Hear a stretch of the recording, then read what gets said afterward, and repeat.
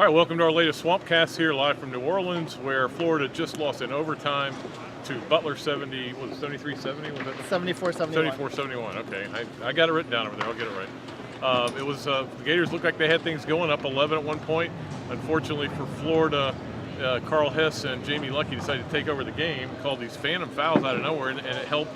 There was an over the back they didn't call on Butler. Helped Butler get back into it. Once they got back into it, you could just see that sense that they believed that they could find a way to win. Well, I think, your point with the fouls, I mean, it was called tightly, I think, on both sides at some point, but I think the main thing was Vernon Macklin picks up his fourth foul at the 9-minute mark.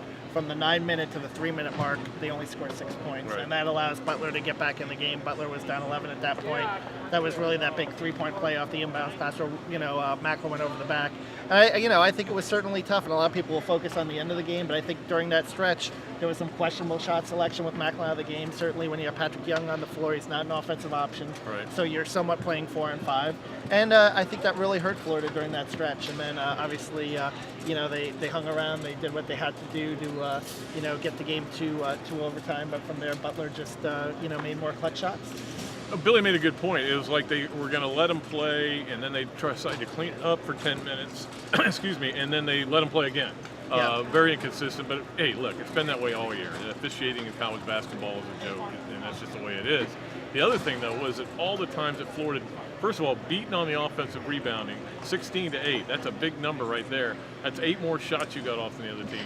And secondly, there was twice in the game where Florida blocked a three-pointer, and Butler ended up with the ball and scored a basket. So it was unbelievable. Those 50-50 balls. There was a little bit of luck involved, too. Tyus, I think, came up with both those blocks there. Right. And it was just, one of those things.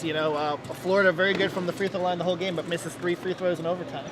That came back to haunt him. Little things like that. Vernon Macklin, because of his shaky free throw shooting, you can't have him in at the end of the game.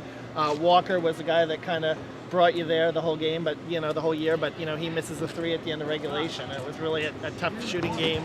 Certainly for Irving Walker, a little bit for Kenny Boynton and Chandler Parsons. The 3-point shooting, not typical of what Florida's been all year. Well, that's the word I used when I asked Billy in there.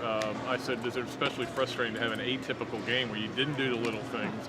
And Irving Walker goes 1 for 10, which he hadn't done all year, and it was. I mean, I think for them, the way they got here is this way. This was not the way they got here, playing like they did in this game. And still, with the ball, I mean, think about it. They're a shot away from going to the Final Four if Walker's 3 goes in, but just didn't work out for them.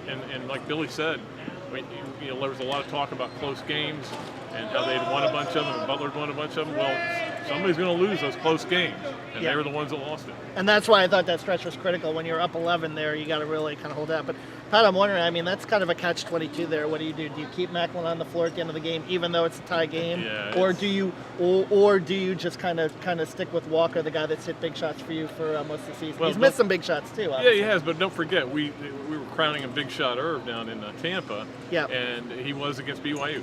Look, it's clear that Butler was not going to let Florida get a lot of 3-point shots. They were going to contest them. They were going to jump out. Big guys were going to jump out. They were going to let Macklin have it one-on-one. But you're right. The problem is you put him in there, and it's with 2 minutes to go. They go to him. He's going to get fouled. He misses 1 of 2 almost every time. Yeah. And I thought back to that Vanderbilt game, Kevin Stallings in February. I mean, he did that, and Macklin missed both of them there. He seemed a little bit better, but the best you're going to get out of him is 1 for 2. So it's just one of those things where I've been getting a lot of tweets from fans and stuff, but the bottom line is you can't put a guy in that situation that's been that shaky all season from the foul line. And what you've done all year is have Irving Walker and Kenny Boynton hit big threes, and they hit 2 big threes there in the overtime period, but missed the 2 later in the overtime period. And I think there's going to be people going to question the strategy. The swoopers, as I call them, will come in. The guys who don't see Florida play all year, and then come in and they know everything that's wrong with them. Well, Shelvin Mack had a big game too, and that was the other thing too. And it was a little disappointing that Kenny Boynton, for the job that he did on Fredette, I thought let up a little bit on Shelvin Mack today, and allowing him to get 27 points. Should have done a little bit of a better job defensively on him. And look, I will say this as well. I'm going to probably allude to this in my column. This Florida team, has been through an awful lot in March. Yeah. I mean, starting with the game against Alabama and the game against Vanderbilt. Yep. And then the SEC tournament, the NCAA. I mean, they've been through an awful lot, and maybe it's just mentally they wore down a little bit. Because there were times when Kenny played good D. On the last 3 Mac took, he played great D, and it was a terrible shot. But at the same time, he gave up 32, 69, 59 points in this tournament, and he didn't play that bad defensively, but he just laps here, laps there. It was all it took. Exactly, and it was just one of those things. You look at the nets, and the sad thing for this Florida team is that you're thinking when they're up 11, they're finally going to get a chance to cut down the nets, and weren't able to do it in the regional finals. Came up short in the SEC tournament, but they won an SEC championship. There's a lot to be proud of, and there's you lose your entire starting front line, but I think the future is bright in terms of you bring in a guy like Brad Beal, you bring in Mike Rosario. It's going to be a different kind of team next season, but it's going to be a team that's going to be maybe a little more guard-oriented, maybe get a little bit more of that shooting that you need to get you over the hump, and maybe if Patrick Young gets a little bit more polished offensively, he could be a guy inside that'll help him in the future. Well, that's it, our final Swampcast of the season, and we're heading home, which the only positive of this is we don't have to go to Houston. I mean, I think we both wanted to go, but at the same time, we do get to watch the Final Four on my back porch. I'll just sit up there and enjoy it there. Until next basketball season, well, obviously until the spring game, I'll come away with Robbie Andrew, but for Kevin Brockway, this is our sign-off until next basketball season. Until then, Pat Dooley, Kevin Brockway, the Gainesville Sun saying so long from New Orleans, Louisiana.